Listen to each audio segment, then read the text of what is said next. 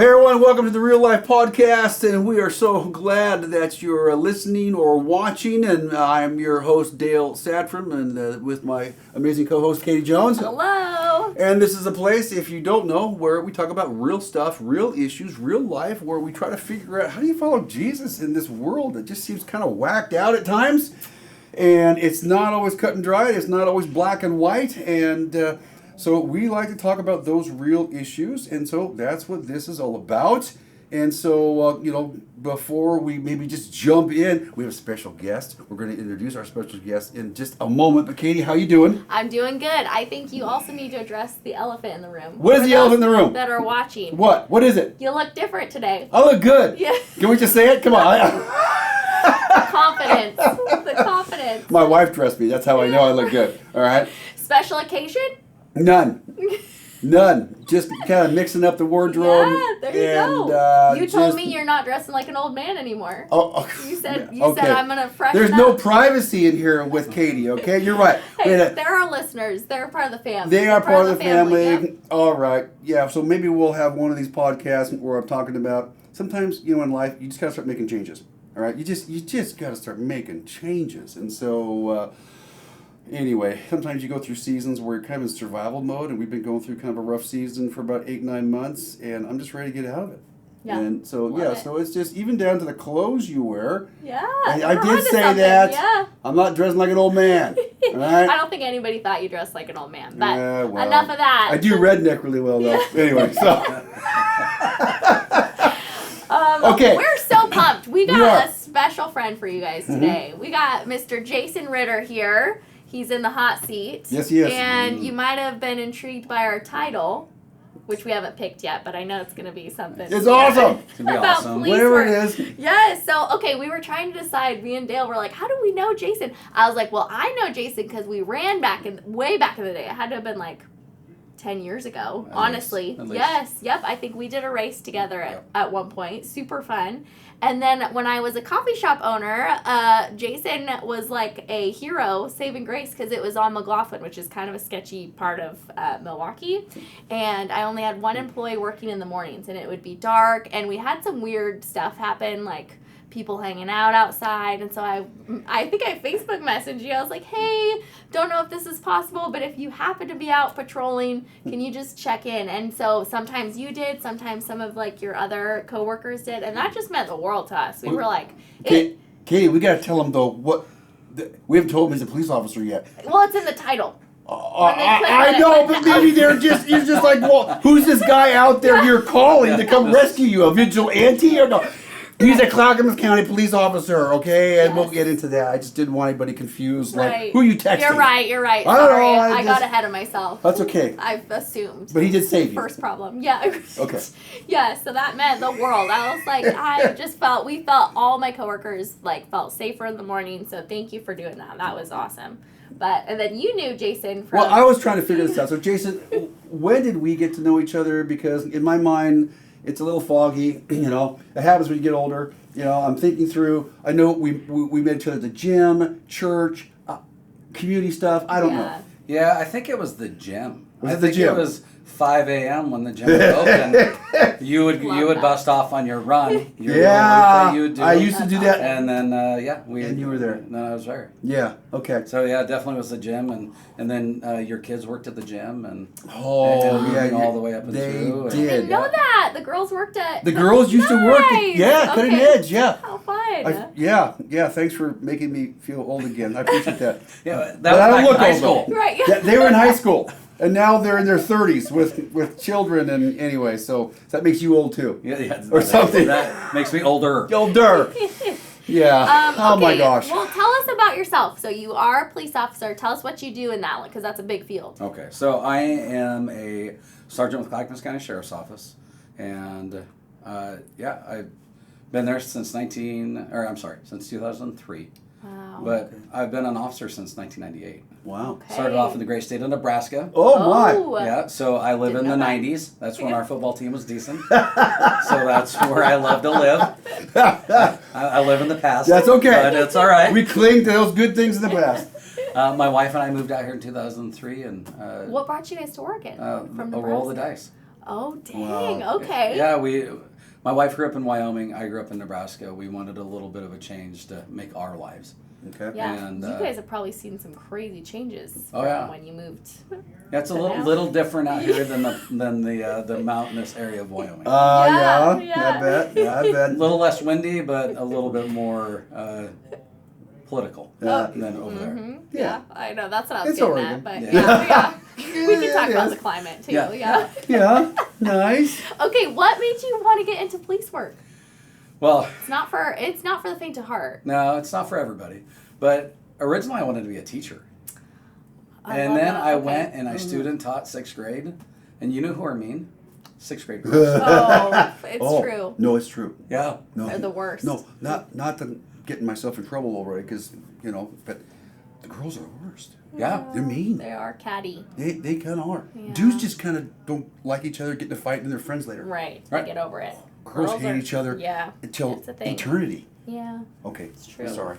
Yeah. Definitely hold grudges. Yeah, Yeah. they do. Yeah. But yeah, so then I changed up and went to college in eastern Wyoming, and decided that criminal justice was the way to go. And I ended up getting hired in my hometown, and Good and bad. good. Well, and I bad. was literally just gonna say. As you know, right? Good and bad. I was just gonna say we literally just talked about this where I was saying like I wonder if it would eliminate some of these problems if cops did have to be in their hometown, like because you obviously are really involved in community. You do youth sports coaching, like you know the community. So like when you were in the hometown that you were living in, what was that like to be a cop in it? What were the pros and cons? Well, much like everything, I lost some friends, but weren't probably friends anyway, Sure. right? But yeah, no, it was fine. I did a lot there as well. I did a lot of like the DARE programs and Red Ribbon Week, and I'd go into the schools and kind of talk to them about the drugs and what drugs did to you, and but yeah, just same type of thing, similar. Yeah. And this was 2003?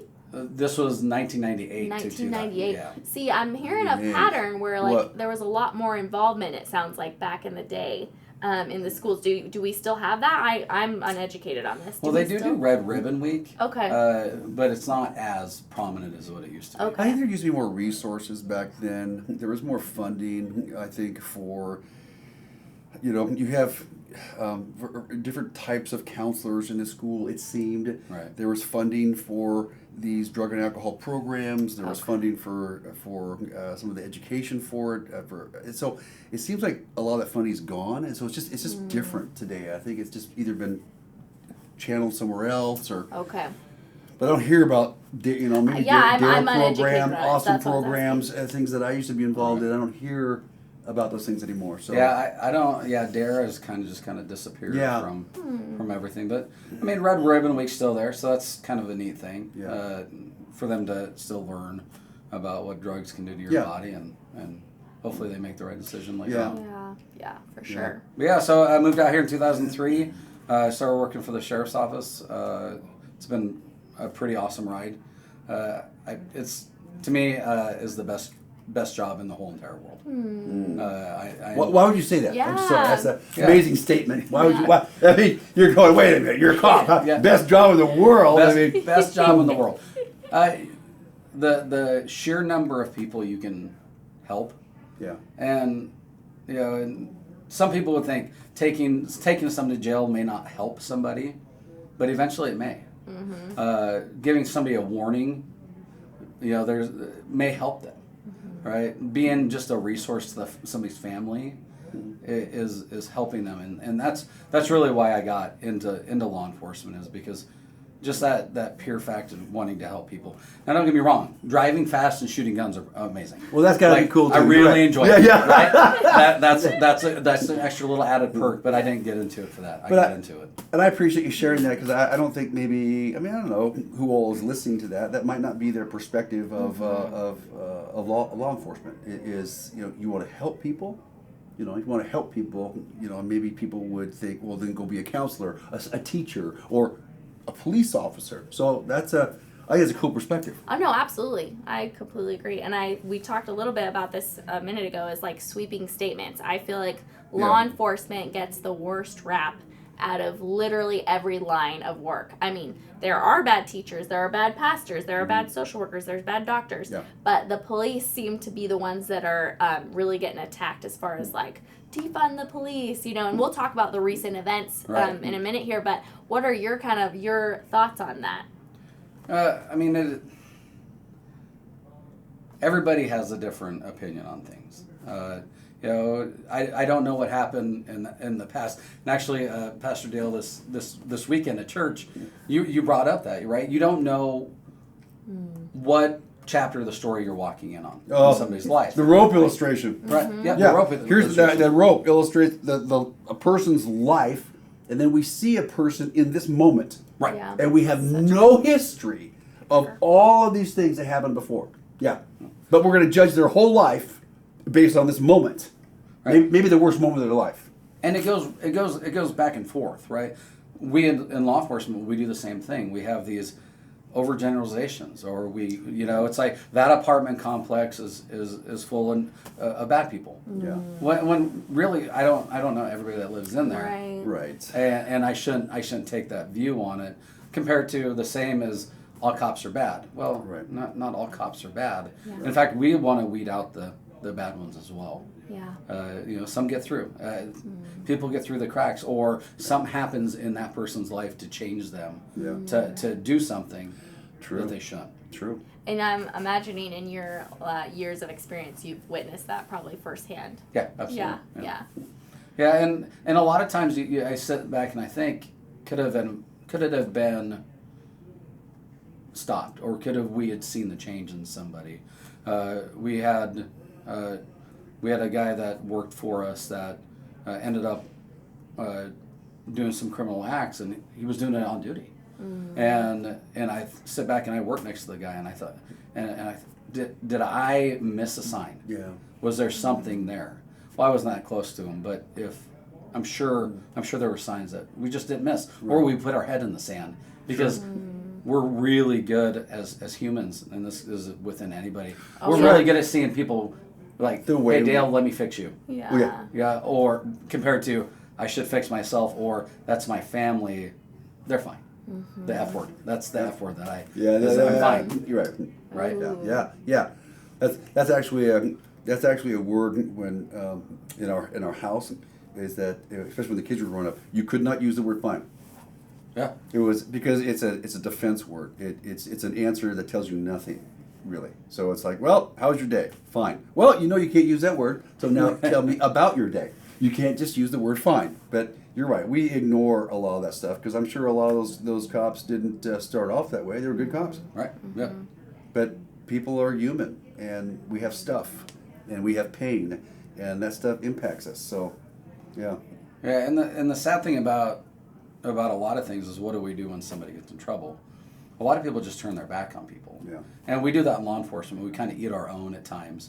It's like, they should have known better. Well, we don't know what was going on in their life, so why don't we find out the whole story? Yeah.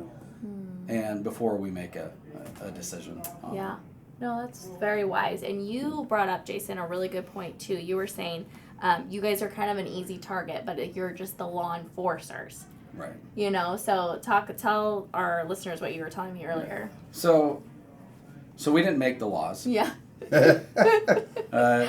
I mean, maybe laws were made because of us. I don't know, right? But we didn't make the laws. But we're there to enforce them. And then by enforcing them, then we write reports and refer them to the next branch of law enforcement, which is the courts.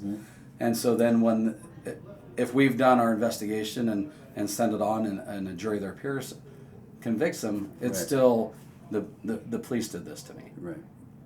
Right, when there's you initiated the process, basically. You're the one who initiated this whole sequence of consequences. Yeah, so I suppose, you take the brunt of the blame, I guess.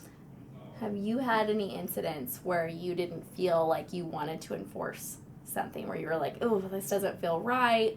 Or have you just been able to put the filter on, I'm like, hey, it's my job? Like, have you ever ran into a wall like that? Well, the nice thing is there's a lot of things we have discretion on. Other than domestic violence. Domestic violence and Abuse Prevention Act, we have zero, which is good because Right. We you know, need that. We need that. But you know, littler things maybe we have a little bit more discretion on. Yeah, there's probably been times that I've kind of felt I don't really want to do this. So then there's different ways. Instead of taking somebody to jail, I could write up a case and send it to the DA's office, right, and let them look at it because maybe they're seeing something that I just can't bring myself to do. Yeah. But doesn't that also come from your desire to help people, not just enforce laws? See, if your motivation was to enforce laws, but are you there to help people while you enforce laws? So that's what I'm hearing your heart really behind what you do. So. Yeah, so I'll take this. I worked a lot of trafficking cases, and part of if a gal is within the life of trafficking, I don't want them to ever get charged with a crime, even though it's illegal. Right. So part when we were kind of developing it with Clackamas County is we would send them to community court, and in the community court, if they got wraparound services, so they got they helped get them insurance. They taught them life skills, and they did all this work. Well, part of it is that they had to come tell me about how they got involved in the life. And so that's one thing. I never care if they got charged with a crime because that didn't help them. That didn't help them get out of the situation. Right.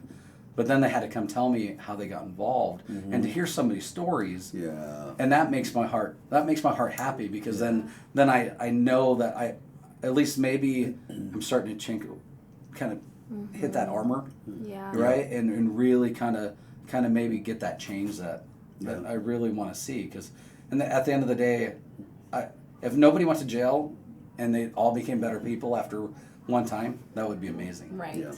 Right. Yeah. No, you go ahead. Well, I was just going to say, I think some of this is so good, Jason, for you sharing this. Because, again, what's important, especially here, real life, you're not just sharing what you do, you're sharing the heart behind it. And I think that there's been such our culture dehumanizes anyone we disagree with. Yeah. And so, police officers have been dehumanized. And it's easy to hate people once you dehumanize them. Once you remove their humanity, you remove the fact that they're people, they're husbands, their wives, they go home to families.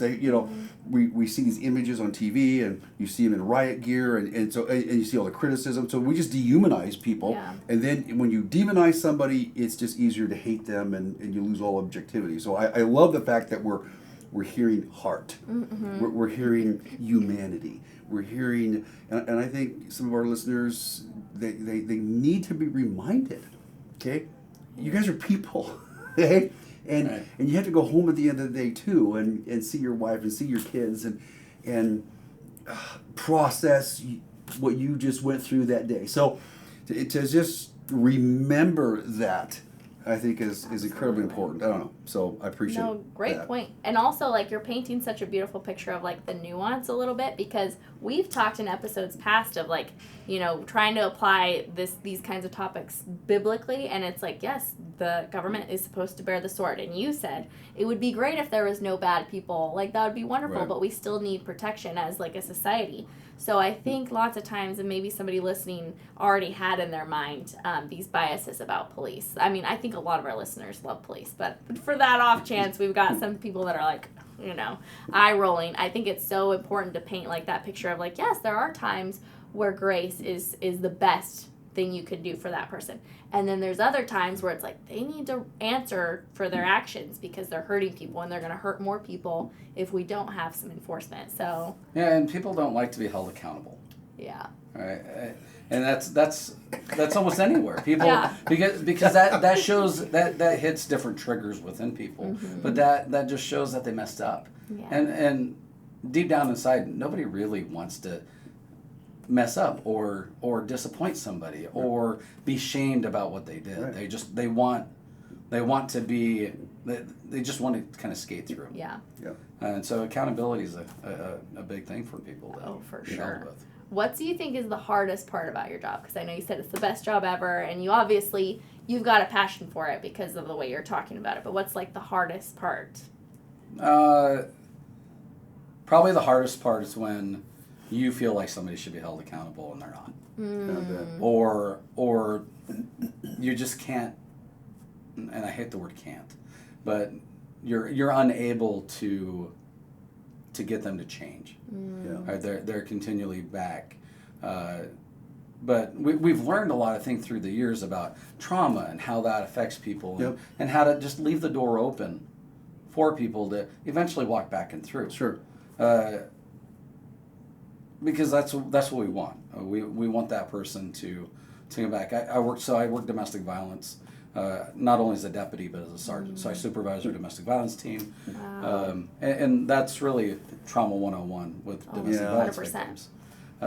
And there was a gal that came in and she went through a really, really bad time, but refused to testify against her abuser. Sure. And so I would just every once in a while, hey, Sergeant Ritter, if whenever you're ready to talk, She never came back and said, hey, I want to do it. But about a year and a half later, she sent me a text and said, hey, I know that you're probably upset with me, which I wasn't. Right. But I want to tell you, I left him. I went back to school. I'm now a drug and alcohol counselor. Oh. And so things worked out for the best. That's awesome. And I could have been mad and not continue to reach out and showed her support, but that wasn't going to help anything. Right. That wasn't going to help that person. So I think that's probably the hardest part of my job. I mean, that and just when you witness somebody that can't protect themselves, and there's not a lot you can do for them. Right, like the law isn't there to help them, which is frustrating. So I don't think, we talked about this, but this is a little more of a personal thing. So part of it is, Jason, since you're seeing a lot of things that the typical person doesn't see, especially now. I mean, domestic violence. I mean, there's some things that, even as a pastor, you see a lot of things. Certain things are harder to deal with than others, and so people involved in any type of caregiving, you kind of have to do your own processing. How do you stay mentally, emotionally healthy, and just in terms of exposure? You're exposed to a lot of things. I mean, so this is an issue with first responders. Okay, they all have to deal with this. Hope you're okay answer this question. So what works for you? Well, I mean, 26 years. Yeah. So you've seen a lot, done a lot, experienced a lot. You're still in the game, and you're. I know you work at staying healthy. What does that look like to you? Yeah, it's not easy. It'd be easier just probably to become jaded. Yeah. But I have really good support at home. My kids are awesome. I love to work out. I love to run. I love to get out and just be there. But also, you alluded to the fact that I do a lot of volunteerism. Giving back in a different way is key. And so I teach resiliency at the academy for our new basic police because I want them to realize that it's really important to have human connection, which builds your resiliency. Yes, it does. Because we're designed that way. Sorry, don't get sorry. I can go off on that. Yes. And I tell everybody I'm a hugger. So this is why we get along. Need that interaction with people. You do. But when I volunteered at the preschool here and read stories to preschool kids, I always tell everybody at the academy and these guys, if you do anything, I recommend coaching and volunteering at your church. Yeah. Go read stories to preschool kids. Because they don't care who you are. And they love you. They just read a good story. Yeah. Be excited about it. Unless you're a drag queen. But we won't go there. You had to go there. Myself, that was last week. Okay, you gotta let it go, Katie. No. I'm working on it. No, that's awesome though. On a serious note, I love that. That's your heart's like in the right place. Hey, I wish all the cops. I wish everybody like felt like they just could know a Jason. Let's have Jason back and let's have sometime in the future. Let's have a podcast on resiliency. Yes. Okay, because it's a thing. Jason's like, that's my alley. It is just a thing. Well, what's okay? Well, we've both been in the game a long time. Right. And I think I'm totally off track. I'm sorry. We're gonna come back. We're gonna come back. Okay, but we have lost this quality in our culture, Yes. resiliency, and it drives me crazy. So my good. guess is we could have a lot of fun talking about resiliency. Absolutely. So okay, Yeah. future podcast, it's coming. There you go. I know. We could take Jason all over the place. Yeah. So look at the ideas, and I got to start to flow. I know. Now we just need somebody to put them all Rein us together. in, yeah, keep us on track. Okay, so. If you could give us a really quick, just while we're on resiliency, let me just ask a quick little like sneak peek of something that you teach that you think like everybody needs to know about resiliency and like how it can affect, like what's just the first things that come to mind, and then we'll go back to police stuff. But I know you're passionate about it, so I just want to hear like. I think getting to know your own self and being comfortable where you're at, and then building upon that, right? The human connection, the getting out and talking to people, the being present in the situation. But I think resiliency all starts with understanding who you are and where you're going, and what you need as a person to take on the bad stuff that you see or the good stuff that you see. We talk a lot about like, are you getting a good night's sleep? Are you eating well? How's your mental health? How's your physical activity? And I do de-escalation. We put it up on a big screen, and it looks like it's a car, and it's got different gauges, and it's like, make sure you check your gauges, because if without your gauges being checked, it's hard to be resilient. It's hard to move. Such a great point. I'm feeling all of it. This is going to be a multi-part thing on resiliency because yes, I know yes, that's yes. right up your alley too. Oh my I love gosh, this stuff. It's crazy you're saying this though, because just personally, the last couple weeks, even with you saying like, nope, I got to refresh, I have been really paying attention to what I'm intaking. I'm like, I've been watching trashy shows, or I've been only listening to political. Like when I make the switch, because I love some of that stuff obviously, but I'm like, when I make the switch and like my intake is like, okay, I'm going to listen to a uplifting podcast or like a sermon, or I'm going to change a little bit of the music I'm listening to, I feel like a different person.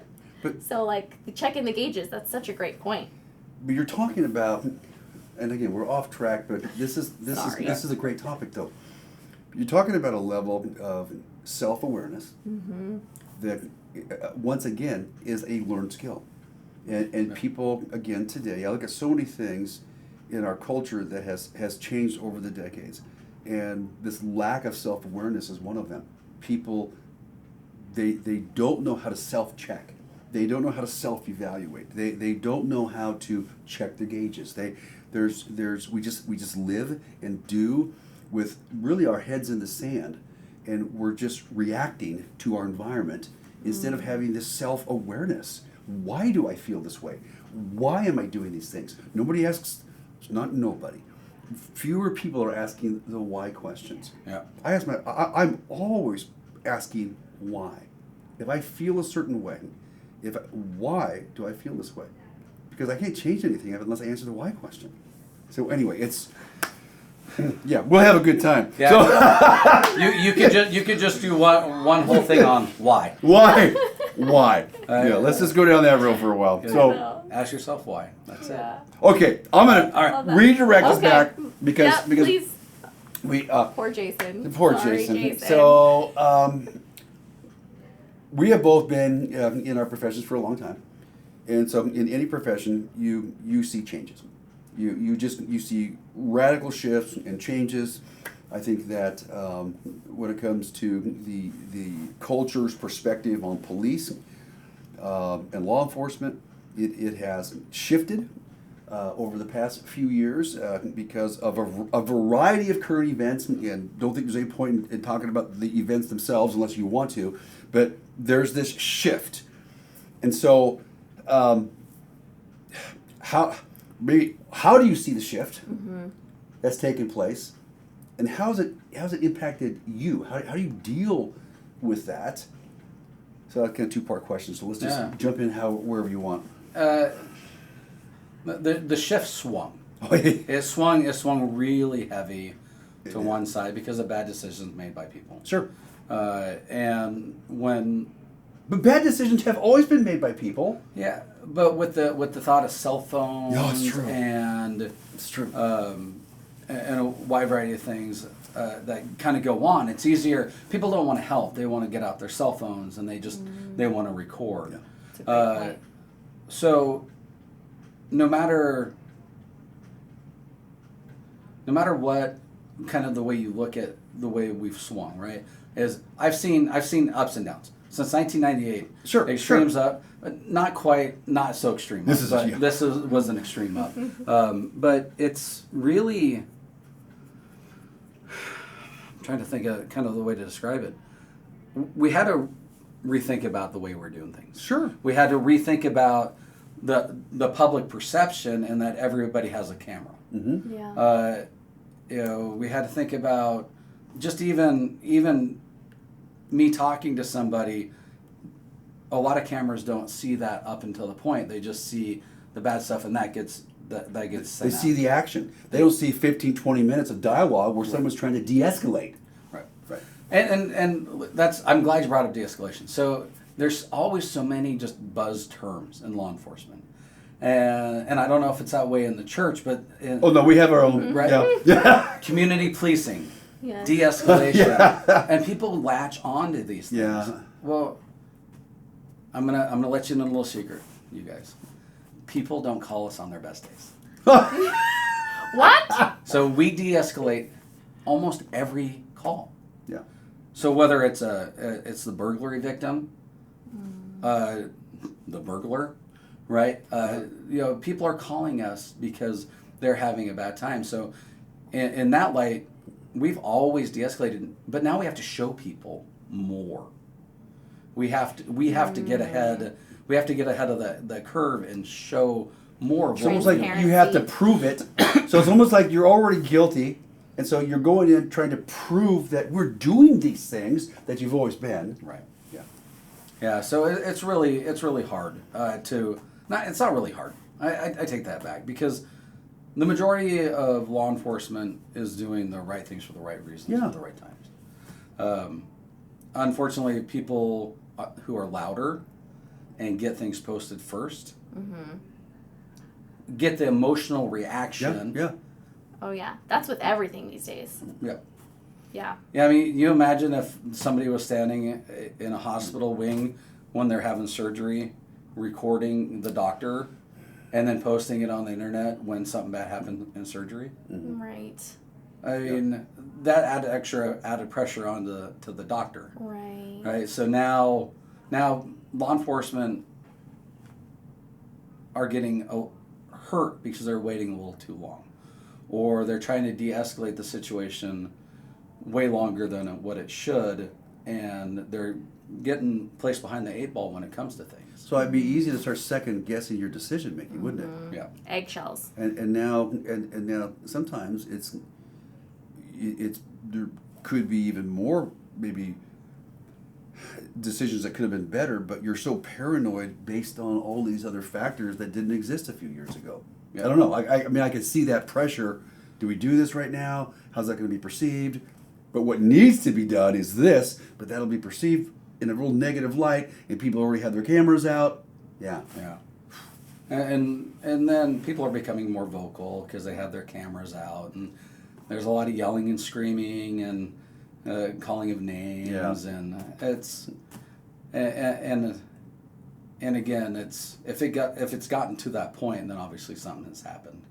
Sure. Right. Sure.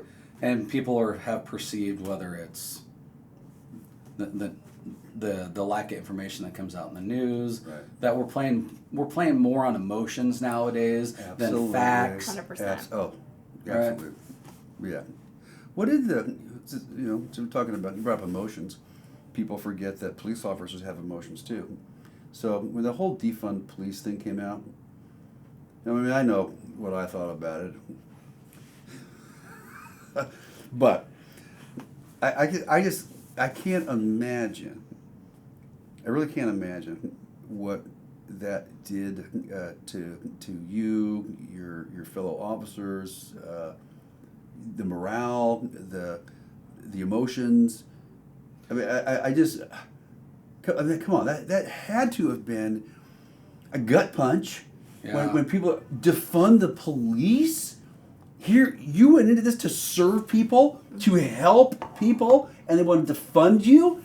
So see, now I'm going to get a little worked up. Okay, you got to be pretty mellow this whole time. I'm like, what the heck? Right. So that was such an extreme reaction to things.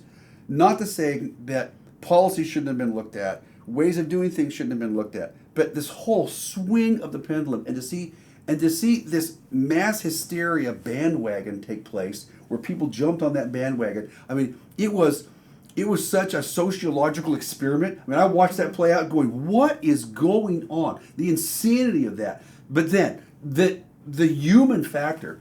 What was going on in law enforcement, in people, your own life during that? Just if I can be that transparent. Yeah, in 2019, 2020, I started applying for jobs outside of law enforcement. Okay, there you go. And this was what I said in the beginning. This is the best job in the whole entire world. And I started filling out my application for the Wyoming Police Academy. Yeah. Get off the road, get away from everybody. Yeah. And it was a long, hard look into whether I wanted to continue on. Yeah. Can I do this? Yeah, because I don't want to be hated by anybody. I understand that I'm not going to make everybody happy. Yeah, that's but true there. to be hated just for the uniform that I put on, and not to get to know me as a person, right? And they just see the uniform. This event you're all worked up about, that's not me. Right.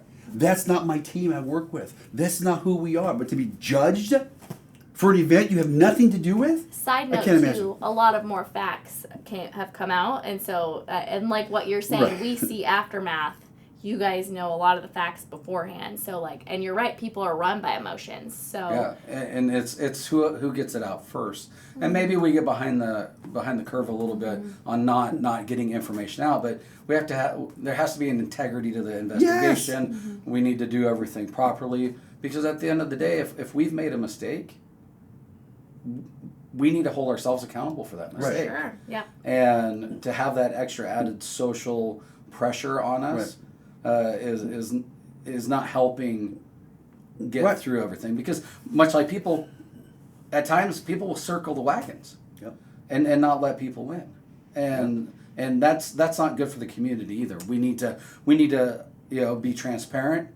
Another buzzword. Mm-hmm. We can be transparent, but we want to be able to let people know what happened, and I think like our DA's office now has done a good job of really opening up and doing kind of getting the information out when we have critical events. Right. But you see that in 2020, I mean we worked the shortest I've ever seen us at the sheriff's office. Portland was down, I want to say right around 300 officers. Yeah. And then you're only having 20 people put in for a job that thousands used to pay for one spot. Exactly. When I got hired in Clackamas, there were probably almost 600 people in the testing, and they hired 4 of us. Highly competitive. To not at all. Isn't that something? And then, if you think about it, the competitiveness of getting that spot brought the best of the best out. Exactly.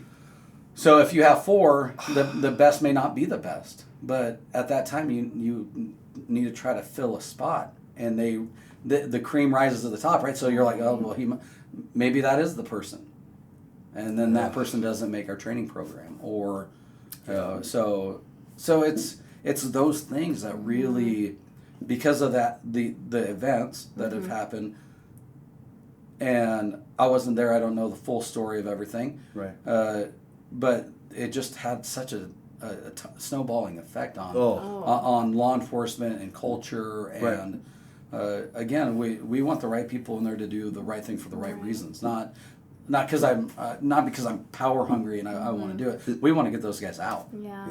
Yeah. And girls. So, you go for it. I'll remember. Are you sure? Yep, you go for it. Because I won't, because I'm old? Where are we going with this? I didn't say it. But you dress young now. Yeah, that's right. Yes. I do. Yeah. Next week I'll look like a redneck again. Anyway, so where do you see it today?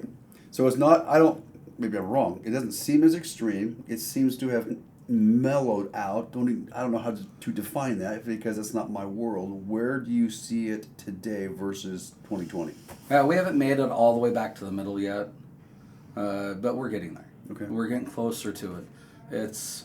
It's starting to swing back a little bit because I think the public's realizing that as much as a lot of people in the loudness hate us, and I use hate because they hate us. No, that's the right word. It is hate.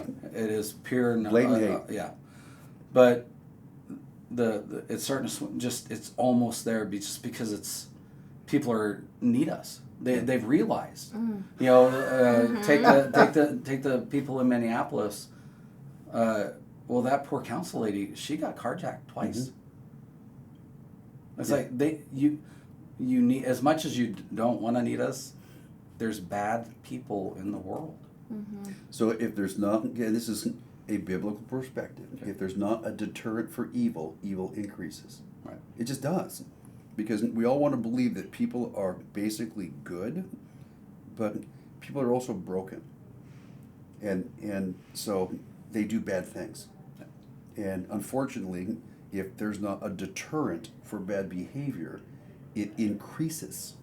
So, which is the role of police officers and government, and that's a whole other topic. But so, can I ask you another question here, Jason? So, you know, we're believers in Jesus, and you're a police officer who's a follower of Christ. You know, how do you live that tension? How do you live in that world? How does your relationship with God kind of give you some hope? And so that's a big, broad question again. But you know, again, I love the fact that you're helping to humanize police officers. And again, this is the Real Life Podcast where we talk about how we follow Jesus in this big, messy world. And you live in a big, messy world, and you're trying to be a believer as well. Yeah, early on in my career, I had a fatality crash with a 13-year-old gal back in Nebraska, and I was mad at God. Sure. I really didn't understand why, you know, the why behind it. Yeah. It's like, here was a nice young gal, but I think I understand why now, which is bad because now I speak on the why. I speak on the why about resiliency. I'm out teaching other people how to do it, and I looked to Jesus to make sure that I'm following what's put out in front of me. Sure. I don't as much as it's easy to want to second guess or wonder why. Yeah. You know, why did they put me in that person's life? Right? There's a reason why, and I pray on that, and I believe in that Jesus is going to lead me to where I need to be within my career, and I think he's done a pretty good job of pointing me in the right direction, right? Yeah. As hard as it can be sometimes. And I think that as hard as it can be, I think some people think that if Jesus leads you or I'm trying to follow Jesus, it's going to be easy, but it's not, because he actually wants us to be resilient people, and easy doesn't make us resilient. Right. Hard makes us resilient, and so I think that, you know, leaning into the hard with our relationship with God gives us a whole other layer of resiliency in that. So, no, I mean, I appreciate you just kind of putting those two pieces together. You know, you're doing your job, but you're also doing it with Him. Yeah, and he's, to use a big, you know, church word, sovereignly. He's sovereign. He's in charge. So He's leading you, guiding you, putting you in those situations with people that he knows what skill sets He put in you, and so why am I at this scene right now? Well, because you need to be there. It's like your assignment from God to be there. To be there. Yeah. So here's my question to you. Oh, here we go. Okay. On the spot. Now I get this question all the time when I go down and teach resiliency. When people come and talk to me and they say, Jason, how do you navigate those streams? How do you navigate having to lie to people sometimes they did confession when God says don't lie? Okay. Right? How do you navigate those into to doing the right things for the right reasons. What advice would you give a new police officer that is a believer that wants to do the Christian way of things, but has to navigate some of the muck? The muck. Oh, that's a great question. I think that as people mature in their faith, what I see is that people are stuck usually in looking at life and faith and following Jesus in a very binary way. Black and white, right and wrong. Everything's very binary.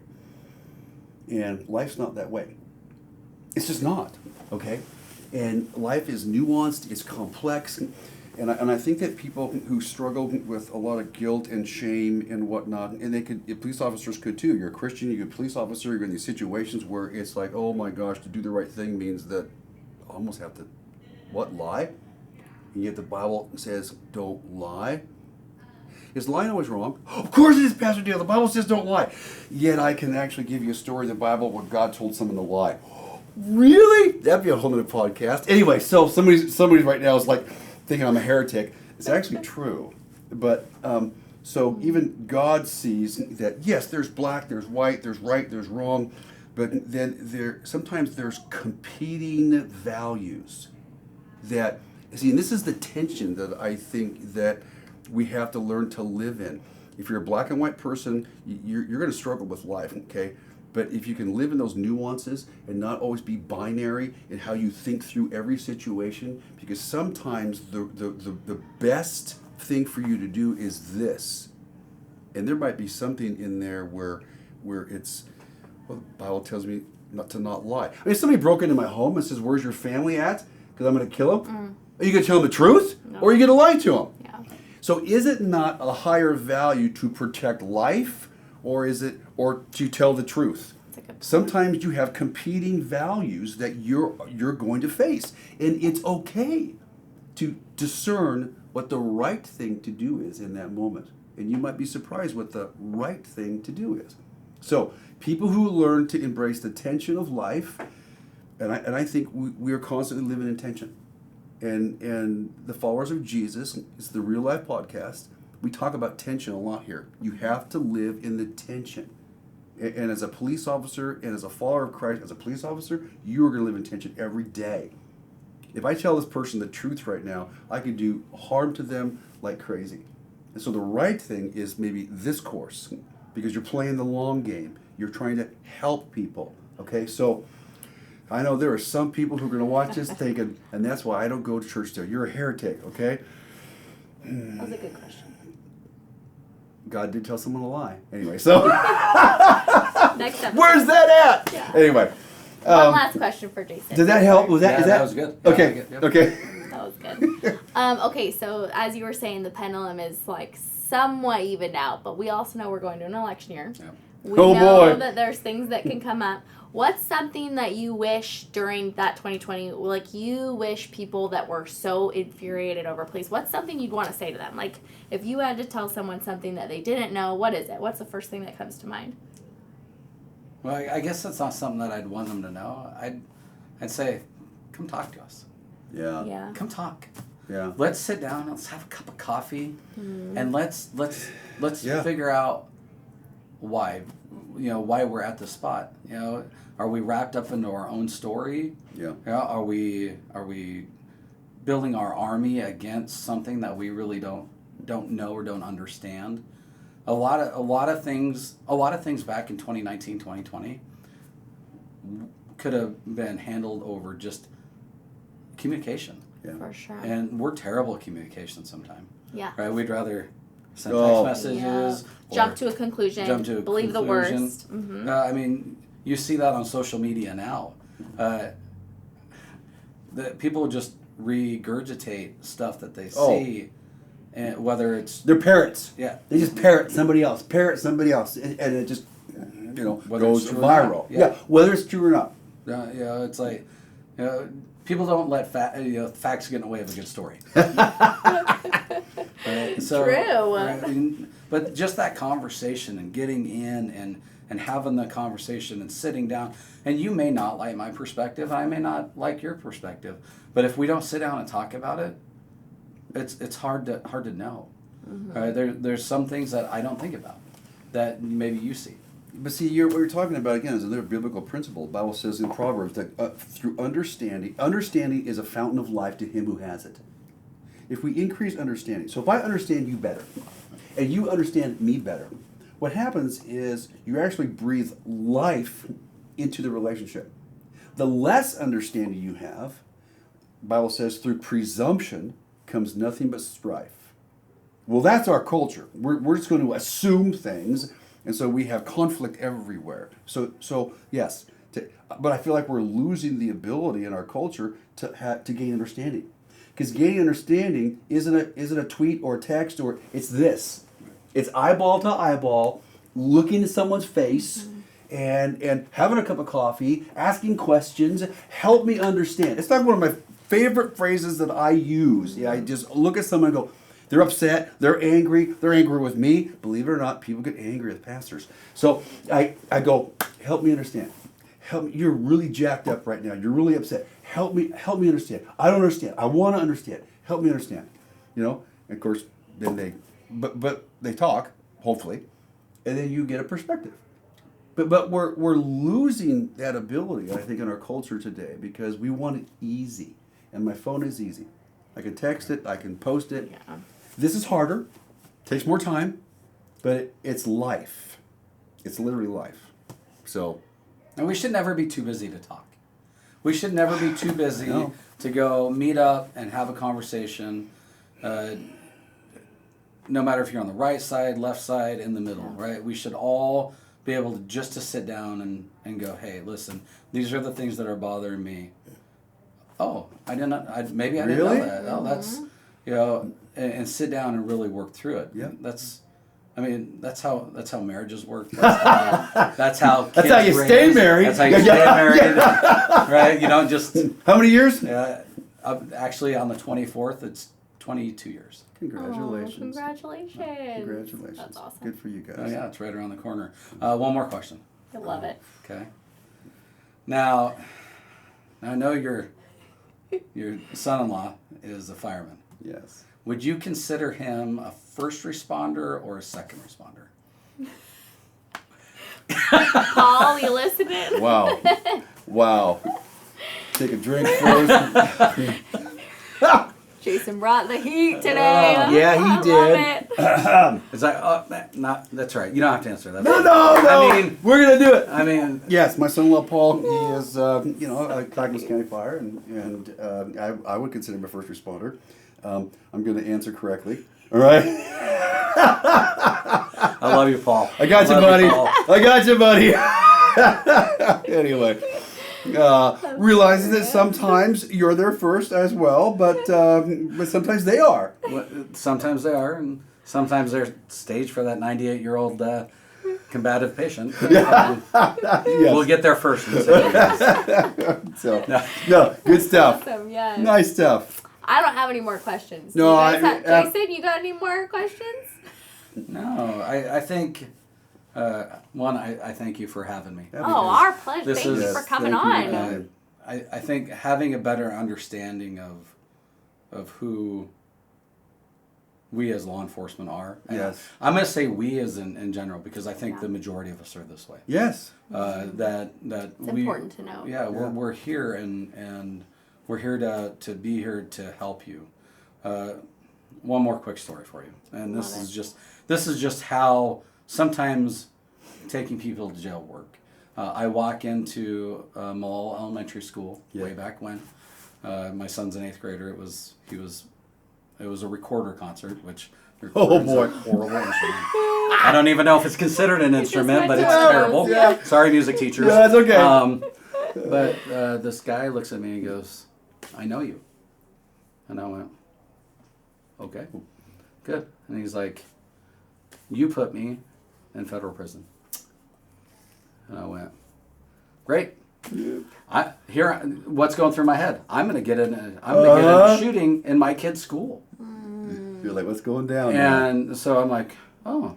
He goes, tells me where it's at, and he's like, "Thank you."